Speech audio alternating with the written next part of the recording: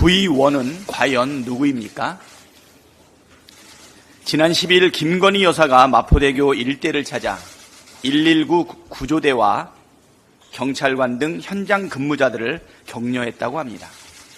그런데 현장에서 김 여사가 경청, 조치, 개선 같은 단어를 쓰는 모습은 마치 자신을 통치자로 여기는 것 같았습니다. 윤석열 정부 출범 이후 용산에 V1과 V2가 있다는 얘기가 끊이질 않았습니다. 말하는 사람마다 V1이 누구인지 의견이 분분했는데 대통령실이 공개한 사진들과 보도를 보니 V1이 누구인지 분명해지는 것 같습니다. 실제로 김건희 여사는 이 정권에 있어서 성역 중의 성역으로 존재해 왔습니다. 대통령실과 여당은 물론이고 검찰도 윤석열 대통령보다 김건희 여사 지키기에 더 열중합니다. 도이치모터스 주가 조작 의혹에 대한 수사는 사실상 진행되지도 않았고 명품백 수수 사건은 황제 조사에 이어 검찰 수사심의위원회까지 열어 면죄부를 줬습니다. 멀쩡한 고속도로가 뜬금없이 김 여사 일가 땅 인근으로 휘어도 순직 해병 사건 수사 외압에 개입했다는 의혹과 삼부토건 주가 조작에 관여한 것 아니냐는 의혹이 불거져도 아무 일이 일어나지 않습니다. 심지어 최근에는 제22대 총선 공천 개입 의혹도 나왔습니다. 하루하루 초대형 범죄 의혹들이 차곡차곡 쌓이면서 김건희라는 이름 석자는 불공정과 국정농단의 대명사가 되었습니다. 최순실보다 더한 국정농단이라는 국민의 분노가 폭발일보 직전입니다. 국민의 절대 다수가 김건희 특검을 요구하고 있습니다. 김건희 특검은 정쟁의 대상이 아니라 윤석열 정부 들어 실종된 공정과 상식, 정의를 회복하는 조치입니다. 세상이 공정하다고 여기는 국민이 많아져야 사회적 갈등도 줄어들게 됩니다. 민주당은 김건희 특검으로 각종 범죄 의혹과 국정농단의 실체적 진실을 반드시 밝혀내고 실종된 공정과 상식을 회복하겠습니다. 윤석열 대통령의 국민 갈라치기 선동병이 또 도졌습니다. 윤 대통령은 최근 민주평통 행사에서 우리 사회에 반대한민국 세력이 존재한다면서 이 세력에 맞서 똘똘 뭉쳐야 한다고 주장했습니다. 국민을 통합해야 할 대통령이 걸핏하면 국민을 분열시키고 국민의 불안을 부추기고 있습니다. 지난달엔 친일 매국 행태로 국민의 거센 비판에 직면하자 자유민주주의를 위협하는 반국가 세력들이 암약하고 있다고 하더니 김건희 여사의 총선 공천 개입 의혹이 점점 더 커지니까 이번엔 반대한민국 세력이랍니다. 대통령이 말하는 그 많은 세력은 도대체 어디에서 암약하고 있길래 잡지도 않고 말로만 떠들고 계신 겁니까? 혹세 무민, 즉 세상 사람들을 속여 정신을 홀리고 세상을 어지럽힌다는 뜻입니다.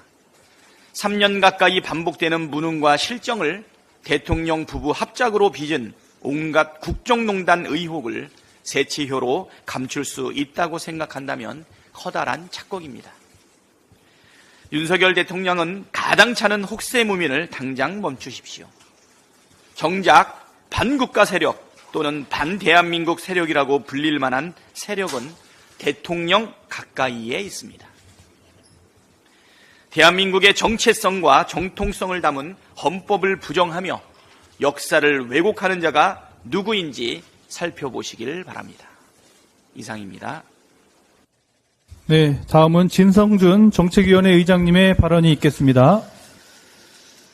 네, 국민의힘과 또 한동훈 대표가 여야 의정협의체를 놓고 언론 플레이를 세게 하고 있는 것 같습니다. 여당은 일부 의료단체가 협의체 참여를 긍정적으로 검토하고 있다면서 우리 민주당에 추석 전에 여야 의정협의체를 출범시키자 이렇게 제안하고 있습니다. 하지만 현재까지 대표성이 있는 의료단체의 참여는 확인되지 않고 있습니다. 일단 야당을 끌어들여서 중재자 한동훈을 명절 밥상에 올려놓고 싶은 게 아닌가 그렇게 생각합니다. 의료계를 압박하는 수단으로 우리 민주당을 이용하려는 것은 아닌지 하는 의심이 듭니다. 한동훈 대표와 국민의힘은 이미지 정치에 골몰할 것이 아니라 실질적인 대화와 타협을 이끌 근본 대책부터 고민해야 합니다. 당장 이틀 후면 추석 연휴가 시작됩니다. 국민의 불안은 점점 커지는데 정부 여당은 엉뚱한 대책으로 혼란만 부추기고 있습니다. 윤석열 대통령은 추석 연휴 한시적으로 응급실 진찰료를 3배 반 이상 인상하겠다고 합니다. 근본 대책이 아닙니다. 또 여야 의정협의체를 환영한다고 하더니 3년간 의대 교수 1000명을 늘린다는 계획도 내놨습니다. 원점에서 재검토하겠다는 얘기는 어디로 갔습니까? 이렇게 상대방인 의료계를 자극하는 대책만 내놓는데 의료계가 협상 테이블에 나와 앉겠습니까? 대통령이 정책 실패를 인정하고 국민께 진심 어린 사과부터 하는 것이 우선입니다. 또 보건복지부 등 주무부처 장관과 차관의 경질과 문책도 반드시 뒤따라야 합니다. 잘 아시는 것처럼 의료대란 해소 대책의 핵심은 의료 현장을 떠난 의사들이 다시 복귀하는 것입니다. 명실상부한 의료계 대표의 참여가 없는 식물협의체 발족은 아무런 의미가 없습니다. 국민의힘은 무엇을 위한 협의체인지 다시 한번 돌아보기를 바랍니다. 그리고 의료계에도 호소합니다. 모든 의제를 열어놓고 협의를 시작합시다. 국민과 환자의 피해를 보면서 가장 힘들어할 사람도 의사들 아니겠습니까? 국민을 위해 의료계도 결단해 주시기를 요청합니다. 정부도 협상의 상대를 자극하는 땜질 처방과 방관자적 태도로 일관하지 말고 여야 의정이 머리를 맞댈 여건부터 마련해 줄 것을 촉구합니다. 국회의장께서 여야 의정협의체 가동에 집중해 의정 갈등을 해결하는 것이 우선이다라고 하면서 어제 법사위에서 통과된 3개의 법, 해병대원 특검법, 김건희 특검법, 지역화폐 지원법을 오늘 본회의에 상정하지 않겠다 하는 입장을 밝히셨습니다. 국회를 원만하게 운영하려고 하시는 국회의장의 입장을 충분히 이해합니다마는 여야 의정협의체와 국회 입법을 연계하신 것은 참으로 뜻밖입니다. 각각 별개의 프로세스로 진행될 사안 아닙니까? 여야 의정협의체는 국회 본회의의 논의나 의결을 요하는 문제가 아닙니다. 정당과 의료계 또 정부가 서로 입장을 조율해서 성사시킬 일 아닙니까? 입법은 국회 본회의를 열어서 처리해야 될 일입니다. 전혀 별개의 절차, 별개의 프로세스로 진행될 일인데 이것을 한데 묶어가지고 입법을 보류하겠다 이렇게 말씀을 하시니 저로서는 납득하기가 좀 어렵습니다. 지금이라도 좀 재고해 주셨으면 좋겠습니다. 정의 여야 간의 대립과 갈등을 우려하시는 거라면 지역화폐 지원법만이라도 오늘 본회의에 상정해서 처리해 주셨으면 좋겠습니다. 무엇보다도 민생을 최우선의 가치로 삼고 정치활동을 해오신 의장 아니십니까? 간곡한 심정으로 건의드립니다. 한 가지만 더 말씀드리겠습니다. 윤석열 대통령의 대일 굴종 외교의 청구서가 참담합니다. 사도광산 유네스코 세계유산 등재 때 약속한 노동자 추도식은 오리무중입니다. 당초 일본은 7월이나 8월 중에 추도식을 개최하겠다고 약속했지만 9월 중순이 되도록 협의조차 없었다고 합니다. 조태열 외교부 장관이 대정부 질문에 나와서 9월에는 좀 힘들지 않을까 생각한다 이렇게 답했습니다. 사도광산 전시관의 안내책자에 우리 한국인을 비하하는 내용이 담겼다라고 하는 지적이 제기되었습니다만 한덕수 국무총리는 일본의 시민단체가 만들었던 자료가 배치되어 있는 거다. 별 문제 없다. 이렇게 말했습니다. 대통령이 국회 개원식도 불참하고 일본 총리의 2인 파티를 열어주더니 총리부터 장관까지 대정부 질문에서도 대놓고 일본을 옹호합니다. 또 정부가 신압으로 독도 지우기에 나서니 해외에서도 독도가 사라지고 있습니다. 지하철역과 전쟁기념관에서 조형물이 사라지고 지방자치단체와 학교에서는 독도 영상관도 철거되었습니다. 올해 1월까지 독도를 우리 영토로 표기했던 미국 기업 스페이스X는 최근 독도를 삭제했습니다. 심한해연 소속 섬마을 기초자치단체는 14년 만에 다케시마 영유권 확립운동 집회를 11월에 개최할 거라고 합니다. 참으로 참담합니다. 윤석열 대통령이 국무회의에서 국민이 한일관계 개선의 효과를 몸소 체감할 수 있게 하라 이렇게 지시하더니 독도 지우기를 우리 국민이 온몸으로 체감하고 있습니다. 민주당은 윤석열 정권 독도 지우기 진상조사 특별위원회를 필두로 국민과 함께 우리 대한민국의 주권을 지켜낼 것입니다. 지난 28일 당론으로 채택한 헌법 부정 및 신속하게 추진하겠다 하는 말씀을 다시 한번 드립니다. 감사합니다. 네, 다음은 박성준 원내수석 대표님의 발언이 있겠습니다. 명품백 수수와 최혜병 사망 사건의 진실을 덮어두고 숨기려 해도 가려지지 않습니다. 민주당은 반드시 진실을 밝힐 것입니다. 사건을 은폐하는 것은 사건 그 자체보다 더 나쁘다라는 격언이 있습니다. 너무나도 상식적인 얘기지만 윤석열 정권은 이런 나쁜 행태를 계속해서 반복하고 있습니다. 바이든 날리면 논란도 사건 그 자체보다 그걸 은폐하가 더 논란이었습니다. 김건희 여사의 도이치모터스 주가 조작 사건도 마찬가지고 명품백 수수 사건도 마찬가지입니다. 최혜병 사망 사건은 정권이 나서서 시작부터 끝까지 사건을 은폐하려고 권력을 남용한 전형입니다. 정의가 무너지고 진실은 장막 뒤에 가려져 있지만 국민은 진실을 알고 있습니다. 권력이 힘으로 누르고 숨기려 아무리 애를 써도 진실은 결국 드러나게 돼 있습니다. 국민을 이기는 정권은 없습니다. 권불 10년 화무 11일이라고 했습니다. 윤석열 정권은 영원할 것처럼 권력의 칼을 휘두르지만 결국 그 칼도 무뎌지고 힘도 빠질 수밖에 없습니다. 더불어민주당은 반드시 진실을 밝히고 책임자를 처벌할 것입니다. 정의를 바로 세워야 대한민국이 다시 앞으로 나아갈 수 있습니다. 이제 곧 추석 명절입니다. 경제는 어렵고 나라는 어지럽지만 누군가는 옳은 길을 가야 합니다. 더불어민주당은 오직 국민만 보고 똑바로 앞으로 나아가겠습니다. 이상입니다.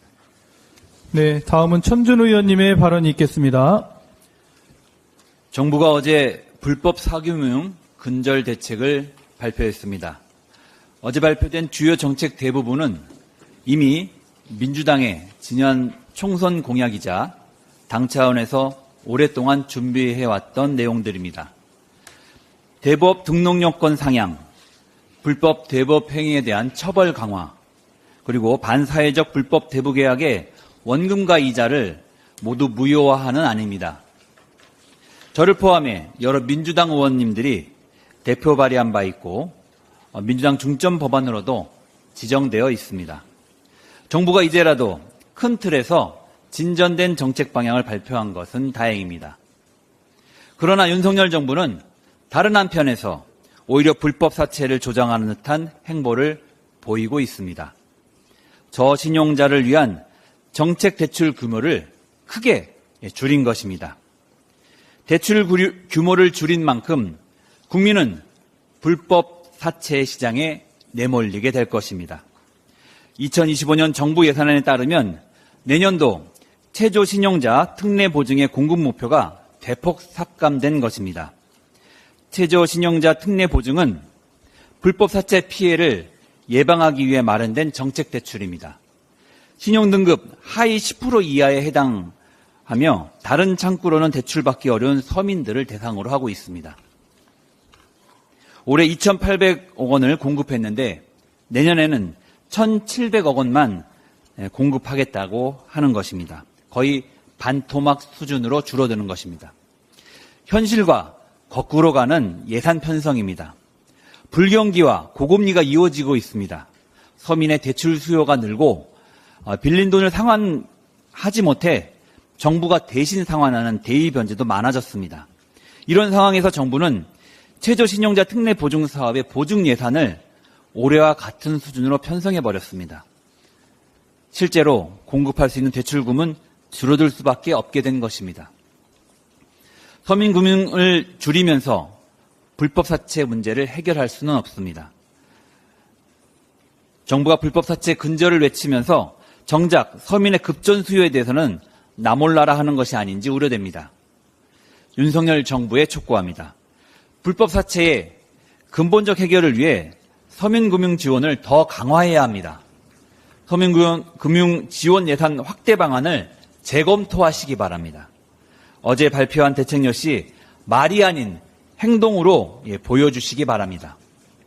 여당은 법안 심사를 위한 상임위 일정 조율에 적극 협조하십시오. 국회에서 신속한 법안 처리가 시행될 수 있도록 최선을 다하겠습니다. 감사합니다. 네, 과학기술방송통신위원회 간사 김현입니다.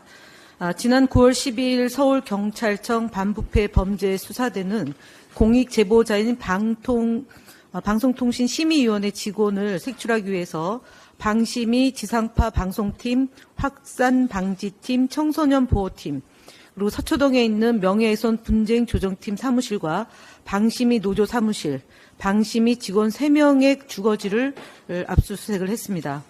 이 사건은 2023년 9월 4일부터 같은 달 18일까지 뉴스타파의 김만배 신앙님 인터뷰 녹취록 보도를 인용한 보도에 대한 민원 160건이 접수된 바 있습니다. 근데 당시에 이 민원의 접수자는 유일임 위원장의 아들, 동생, 조카, 처제 등 가족과 가족 주변인과 친인척 등으로 추정되고 민원 내용과 글의 구조가 유사하여 복불복했다는 의혹이 제기된 것입니다. 근데 유일임 위원장은 2023년 9월 10일부터 방송 소위와 최종 가증금 부과 의결을 했던 11월 13일 23차 정기회의까지 심의했던 방송사에 대하여 1억 4천만 원의 과징금을 부과했는데 법원에서는 이것을 일체 집행을 정지당했습니다. 그러니까 100% 졌습니다. 그런데 유일임 위원장은 이런 사건을 가지고 오히려 보도자료를 통해서 초유의 민원인 개인정보 유출을 하면서 중대범죄 행위로 규정하고 명명백백히 규명하겠다고 겁박을 했습니다. 그래서 그 유일임 위원장이 신고한 내용을 토대로 해서 경찰이 압수수색을 한 겁니다. 도둑을 잡으라고 신고를 했더니 신고자를 외려 색출하겠다는 것이 현재 일부 정치경찰의 태도인 겁니다. 지금 또 유일임위원장은 이 공익제보자를 색출하기 위해서 감사실청을 포함해서 5인의 감사반원까지 인사발령낸 바 있습니다. 그리고 9월 26일 날 가짜뉴스 심의전담센터를 만들어서 17명으로 구성해서 가짜뉴스라면서 어마어마한 이런 그 방송사에 대한 탄압을 한 것입니다. 이런 무소불위의 권력을 휘두르고 있는 유일임 위원장은 월급조차도 셀프 인상을 해서 국무총리급 1억 9천만 원의 지금 돈을 받고 있습니다. 그리고 정권에 의해서 연임이라는 아주 특혜를 받고 있습니다. 그래서 저희 과학기술정보통신위원회는 이러한 문제점을 지적하고 바로잡기 위해서 내일 전체 회의를 소집했으나 여당이 참여하지 않겠다고 통보해 왔습니다. 그럼에도 불구하고 방송통신위원회와 방송통신심의위원회를 대상으로 현재 벌어지고 있는 작금의 이 방송통신심의위원회 제보자에 대해서 보호하고 이런 언론 민주화를 탄압하고 있는 방심위에 대해서 제대로 진상규명하기 위해서 회의를 소집해서 진실을 밝히고자 합니다. 또한 방심위의 가장 큰 맹점은 대통령이 위촉하고 여당에 의해서 위촉돼서 절대 다수로 구성해서 방심의 독단적인 운영과 권한 남용을 제재할 수단이 없다는 점입니다. 그래서 현재 저희 과학기술방송통신위원회에 제출하여 있는 방심위원장에 대한 탄핵의 대상이 될 수 있도록 법 개정하는 것을 신속하게 논의해서 처리할 것을 약속드립니다. 지금 현재 벌어지고 있는 방송통신위원회와 방송통신심의위원회를 중심으로 한 언론 장악을 반드시 과학기술정보통신위원회 더불어민주당과 야당은 함께 저지해 나갈 것을 국민 여러분들께 약속드리며 방송사법 개정에 대해서도 함께 논의하고 이런 언론 자유를 훼손하는 각종의 활동에 대해서 막아내겠다는 약속 거듭드립니다. 감사합니다.